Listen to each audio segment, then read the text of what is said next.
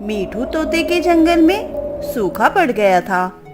मीठू के जंगल के आसपास कोई नदी भी नहीं थी, तो सभी पशु पक्षी जंगल को छोड़कर जा रहे थे। सभी पशु पक्षी अब जंगल छोड़कर जा रहे हैं। मुझे भी अब दूसरे जंगल की तलाश करनी पड़ेगी। कल सुबह होते ही मैं भी इस जंगल को छोड़कर दूसरे जंगल की तलाश में निकल पड़ूंगा। अगले दिन सुबह होते ही मीठू नए जंगल की तलाश में निकल पड़ता है। काफी दूर आने के बाद उसे एक हरा भरा और घना जंगल दिखाई देता है। मीठू हरा भरा जंगल देखकर बहुत खुश हो जाता है और सारे जंगल में एक उड़ान भरता है। इधर उधर सब देख लेने के बाद मीठू एक नदी के पास बैठ जाता है। ये जंगल तो बहुत ही सुंदर है। अब तो मैं यहीं रहूंगा, लेकिन मुझे यहाँ रहने के लिए सबसे पहले कोई अच्छा दोस्त बनाना पड़ेगा।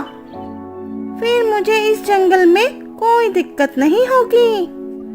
मीठू अभी बैठकर सोच ही रहा था कि तभी वहाँ पर टूनी चिड़िया आती है। तुम कहाँ से आए हो? तुम तो इस जंगल के नहीं लग रहे हो। मेरा नाम मीठू है। मैं पास के जंगल से आया हूँ। हमारे जंगल में सूखा पड़ गया था, इसीलिए मैं इस जंगल में आया हूँ। मैंने पास के एक पेड़ पर अपना घोंसला भी बना लिया है। मीठू, तुम्हारा इस जंगल में स्वागत है। मेरा नाम टूनी है। तुम्हें अगर कोई भी परेशानी हो तो तुम मुझसे बोल सकते हो। मैं तुम्हारी मदद जरूर करूंगी। टूनी, क्या तुम मुझसे दोस्ती करोगी? हाँ मीठू, मैं तुमसे दोस्ती जरूर करूंगी। हम मिलजुल कर रहेंगे। टूनी, ये सुनकर मुझे बहुत खुशी हुई। आज से हम दोनों दोस्त हैं। हाँ मीठू, वो देखो, वो सामने वाले पेड़ पर मेरा घर है। कल से हम दोनों साथ में भोजन की तलाश पर निकलेंगे और साथ में खेलेंगे भी। ठीक है टूनी, अब हम कल मिलते हैं। फिर टूनी वहाँ से चली जाती है और मीठू भी उड़ता हुआ अपने घोंसले में आ जाता है। अगले दिन लूसी कबूतरी, जिसका घर मीठू के घोंसले के बगल में ही था, वो मीठू को घोंसले में सोए हुए देखती है। लगता है इस जंगल में कोई नया पक्षी आया है। इसे तो इस जंगल में पहले कभी देखा ही नहीं। ये मेरा नया पड़ोसी है। मुझे इसका स्वागत करना चाहिए। फिर लूसी कबूतरी कुछ फल लेकर मीठू के घोंसले में जाती है। लगता है तुम इस जंगल में नए आए हो।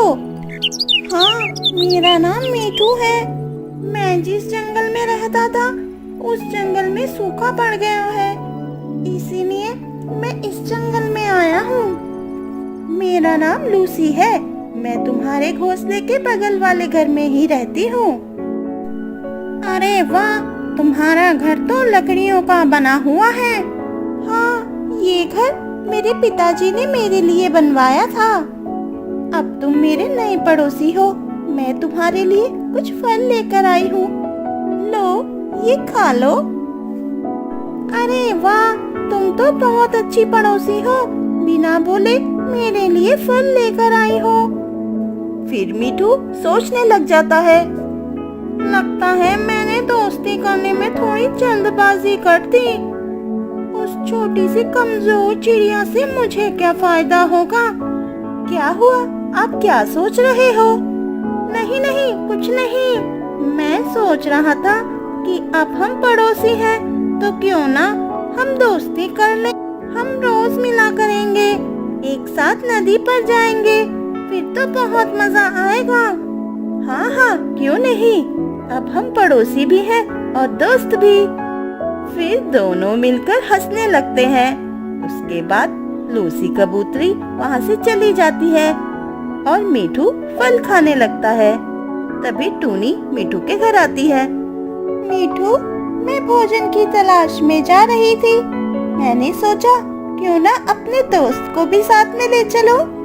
चलो दोस्त, मैं तुम्हें लेने आई हूँ। दोस्त? कौन दोस्त? मैं तुम्हारा कोई दोस्त वोस्त नहीं हूँ। ये कैसा मजाक कर रही हो? मीठू, कल तुमने ही तो नदी के पास मुझसे खुद दोस्ती की थी, तुम भूल गए क्या? मैं तो तुम्हारी बातों में आ गया था। मैं भूल गया था कि तुम तो एक छोटी सी चिड़िया हो। तुम मेरी क्या मदद करोगी? तुम तो खुद ही भोजन की तलाश में इधर उधर भटकती रहती हो। तुमसे दोस्ती करके मुझे क्या फायदा होगा? अभी अभी मैंने कबूतर से दोस्ती करी है और देखो वो मेरे लिए कितने सारे फल लेकर आई है। अच्छा, तो तुमने मतलब के लिए मुझसे दोस्ती की थी? तुम जैसा पक्षी किसी का दोस्त नहीं हो सकता। टूनी गुस्से में वहाँ से चली जाती है। अब कुछ दिन ऐसे ही गुजर जाते हैं। अब मीठू और लूसी में बहुत अच्छी दोस्ती हो गई थी। दोनों भोजन की तलाश में साथ जाते और साथ ही खेला करते। एक दिन मीठू और लूसी भोजन की तलाश में जा रहे थे। मीठू, मैं कल पास के जंगल में किसी काम से जा रही हूँ। कल आने में मुझे थोड़ी देर हो जाएगी।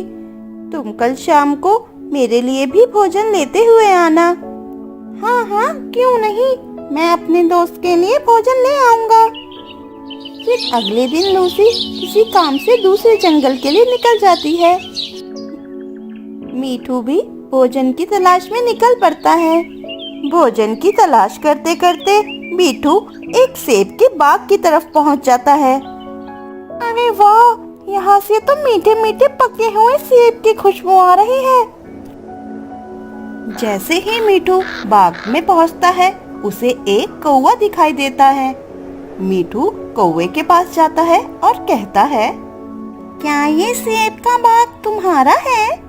हाँ हाँ, ये सेब का बाग मेरा ही है। दरअसल वो मुझे मीठे मीठे सेब की खुशबू आई तो मैं यहाँ चला आया। मैं अभी कुछ दिन पहले ही इस जंगल में आया हूँ, इसीलिए मुझे पता नहीं है कि ये बाग आपका है। अच्छा, तो ये बात है। हाँ हाँ, ये सेब का बाग मेरा ही है। जब भी मुझे भूख लगती है, एक सेब खा लेता हूँ। बहुत मजे की जिंदगी गुजर रही है। फिर तोता मन ही मन सोचता है, मैंने दोस्ती करने में बहुत जल्दबाजी कर दी। पहले मुझे जंगल के सभी पक्षियों से मिल लेना चाहिए था, फिर दोस्ती करनी चाहिए थी। वो लूसी एक दिन फल क्या दे दिए मुझे, अब रोज मुझसे ही काम करवाती है। आज भी खुद तो बाहर चली गई और मुझे भोजन की तलाश में भेज दिया। उससे अच्छा तो मैं इस कौवे से दोस्ती कर लूं। आराम से रोज रोज एक एक सेब खा लूंगा। मेरा तो ऐसे ही गुजारा चल जाएगा। अरे दोस्त, क्या सोच रहे हो? दोस्त? तुमने मुझे दोस्त बोला? हाँ हाँ, मैंने तुम्हें दोस्त बोला। क्या तुम मुझसे दोस्ती करोगे? मैं यहाँ अकेला बैठे बैठे बोर हो जाता हूँ। तुम रोज यहाँ आ जाना, हम दोनों मिलकर सेब खाएंगे और खूब मस्ती करेंगे। हाँ हाँ, ठीक है ठीक है, मैं रोज तुम्हारे पास आ जाया करूँगा। मुझे भी तुम जैसे दोस्त की तलाश थी। मैं रोज तुम्हारे पास आ जाया करूँगा, फिर हम दोनों मिलकर सेब खाएंगे और खूब मस्ती करेंगे। ठीक है मीठू, तो अब हम कल मिलते हैं। क्या मैं एक सेब खा सकता हूँ? हाँ हाँ, क्यों नहीं। आज तुम एक सेब ले जाओ, कल पूरा टोकरी भर के लेके जाना। ठीक है, मैं कल टोकरी लेकर आऊंगा और बहुत सारे सेब लेके जाऊंगा। ठीक है मेरे दोस्त, अब हम कल मिलते हैं। मीठू वापस घर आ जाता है। ऐसे ही शाम हो जाती है और लूसी मीठू के घर आती है।